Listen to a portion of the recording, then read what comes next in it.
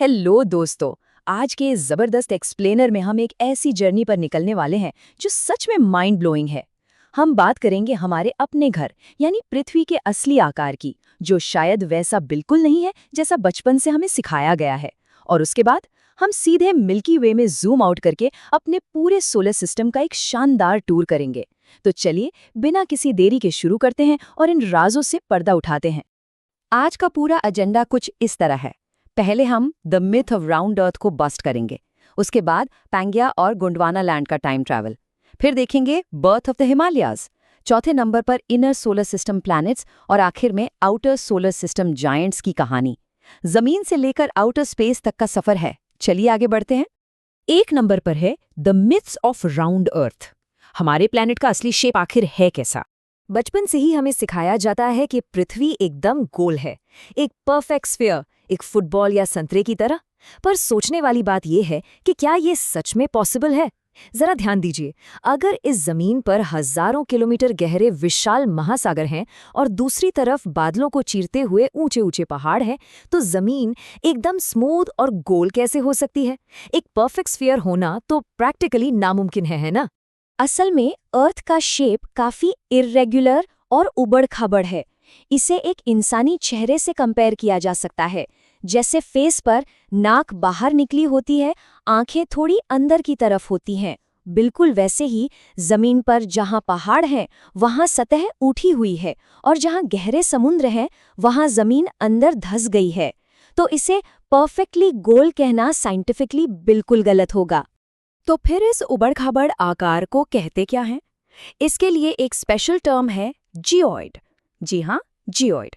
Scientist क्या करते हैं कि इस उबड़-खाबड़ सतह का एक एवरेज निकालते हैं, यानी उठे हुए पहाड़ों से थोड़ा नीचे और धंसे हुए समुद्रों से थोड़ा ऊपर एक इमेजिनरी एवरेज लाइन खींची जाती है।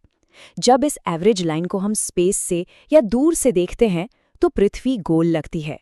लेकिन सच्चाई यही है कि साइंटिफिकली हमारा प्लैनेट एक जियोइड है। इस जियोइड को समझना बहुत जरूरी है, क्योंकि यहाँ से साइंस की दो अलग फील्ड्स बनती हैं। पहली ज्योग्राफी, जिसमें हम इस जियोइड की सतह और उसके ऊपरी फीचर्स को पढ़ते हैं, जैसे पहाड़, नदियाँ और मौसम।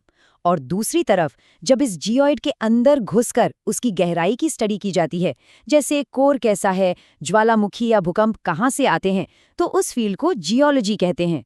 बाहर का हिस्सा ज्योग्राफी और अंदर का हिस्सा जियोलॉजी। बड़ा सिंपल सा फंडा है।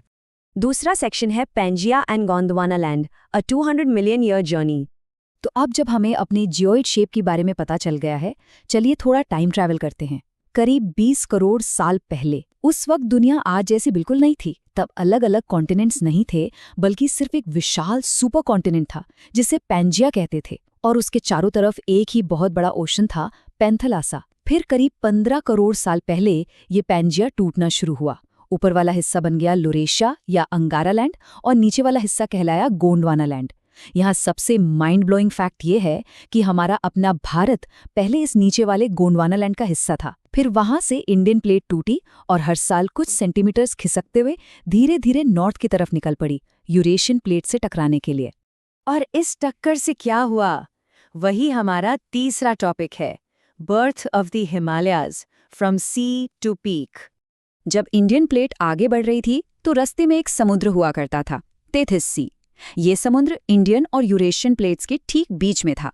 लेकिन इंडियन प्लेट का बढ़ना नहीं रुका, वो लगातार चाइना और तिब्बत वाले हिस्से की तरफ बढ़ती रही, और आखिरकार एक बहुत ही वायलेंट टक्कर हुई। ये कोलिजन इतना जबरदस्त था कि जमीन धंसने के बजाय ऊपर की तरफ उठने लगी।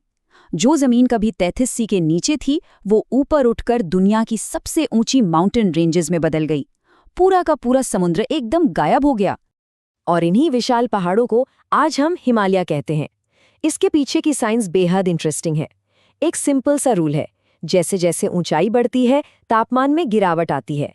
लगभग हर 165 मीटर पर 1 डिग्री सेल्सियस टेम्परेचर कम हो जाता है। अब क्योंकि ये पहाड़ करीब 9000 मीटर ऊंचे उठ गए थे, वहां का टेम्परेचर परमानेंट माइनस में चला गया और चोटियां हमेशा के लिए बर्फ से ढक गईं। हिंदी में बर्फ को कहते हैं हिम और घर को कहते हैं आलय। इन दोनों को मिलाकर जन्म हुआ बर्फ के इस विशाल घर का, यानी हिमालय।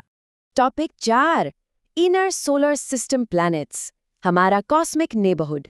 अब थोड़ा पहाड़ों से ऊपर उठते हैं और अर्थ से जूम आउट करके हमारे मिल्की वे गैलेक्सी में आगे बढ़ते हैं। हमारे सोलर सिस्टम के सेंटर में है हमारा सन और उसके सबसे करीब 4 रॉकी इनर प्लैनेट्स आते हैं। सबसे पहले मर्क्यूरी यानी बुध, जो सिर्फ 88 दिन में सूरज का चक्कर लगा लेता है। उसके बाद वीनस यानी शुक्र, सूरज के सबसे पास न होने के बावजूद भी ये सबसे गर्म प्लैनेट है, क्योंकि इसकी थिक कार्बन डाइऑक्साइड गैस सारी गर्मी को अंदर ट्रैप कर लेती है।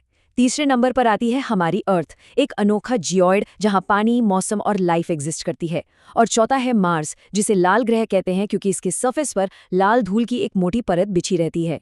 पांचवा और आखिरी topic, outer solar system giants, gas और आइस बेहीमॉथ्स। इन रॉकी प्लैनेट्स को पीछे छोड़कर अब हम उस जोन में एंटर कर रहे हैं जहां सब कुछ विशाल और वाइल्ड है। जुपिटर यानी बृहस्पति हमारे सोलर सिस्टम का सबसे बड़ा प्लैनेट है, लेकिन इसका दिन किसी भी ग्रह से छोटा होता है, बस 9 घंटे और 55 मिनट का। उससे भी ज्यादा हैरानी की बात यह है कि जुपिटर के एक चांद, जिसका नाम गैनीमेड है, उस पर हमारी अर्थ से भी ज्यादा पानी मौजूद है। फिर आता है सैटर्न, जिसके आसपास लगभग 150 जमे हुए चांद घूम रहे हैं, जिनमें सबसे बड़ा है टाइटन। और सैटर्न अपनी उन खूबसूरत रिंग्स के लिए तो पूरी दुनिया में मशहूर है ही, जो असल में बर्फ और धूल से बनी है। -224 डिग्री सेल्सियस। इस आंकड़े पर जरा गौर कीजिएगा। ये जमा देने वाला टेम्परेचर असल में यूरेनस का है। यूरेनस हमारे सोलर सिस्टम का एक बेहद एक्सट्रीम प्लैनेट है। इसे सूरज का एक चक्कर पूरा करने में पूरे 84 साल लग जाते हैं। और इससे भी ज्यादा क्रेजी फैक्ट ये है कि इन 84 सालों में से 42 साल तक इस ग्रह के एक हिस्से पर लगातार सनलाइट पड़ती है और बाकी 42 साल तक सिर्फ और सिर्फ घुप अंधेरा रहता है। इमेजिन कीजिए 42 साल लंबी रात। और अब एक और विशाल आंकड़ा जो दिमाग घुमा देगा, 165 साल। ये वो वक्त है जो नेपच्यून को सूरज के इर्द गिर्द अपना सिर्फ एक चक्कर पूरा करने में लगता है। नेपच्यून हमारे प्लैनेटरी सिस्टम के सबसे आखिरी छोर पर मौजूद एक आइसी जाइंट है। वहां 14 चांद इस सफर में उसके साथ हैं। ये कहना बिल्कुल गलत नहीं होगा कि इस अंधेरे और ठंडे हिस्से में नेपच्यून का ये 165 साल लंबा सफर बेहद अकेला और विशाल होता होगा। वैसे हमारा सोलर सिस्टम बस इन्हीं 8 बड़े प्लैनेट्स पर खत्म नहीं होता। इनके अलावा 5 ड्वार्फ प्लैनेट्स भी हैं जो इस कॉस्मिक मैप का हिस्सा हैं। ये हैं सीरिस, प्लूटो, जिसे पहले हम एक मेन प्लैनेट ही मानते थे, ईरिस, माके और होमेया। भले ही ये छोटे हैं, पर इस यूनिवर्स में इनकी भी अपनी एक बेहद खास जगह है। तो हमारा आज का सफ़र यहाँ मुकम्मल होता है। ज़मीन के उस इर्रेगुलर जियोइड शेप से लेकर हिमालय के बनने और फिर पूरे सोलर सिस्टम के इन अनोखे राजों तक। एक बात तो बिल्कुल क्लियर है, इस यूनिवर्स में कुछ भी स्थिर यानी स्टैटिक नहीं है। सब कुछ लगातार बदल रहा है। तो आखिर में इस एक सवाल पर विचार ज़रूर कीजिएगा। जिस तरह 20 करोड़ साल पहले हमारी ज़मीन बिल्कुल अलग दिखती थी, आने वाले 20 करोड़ सालों में हमारे इस बदलते हुए जियोइड का चेहरा कैसा नजर आएगा? ब्रह्मांड लगातार चलायमान है, बस उसे समझने का नजरिया चाहिए। आज के इस एक्सप्लेनर में शामिल होने के लिए बहुत बहुत शुक्रिया। मिलते हैं जल्द ही अगले टॉपिक के साथ।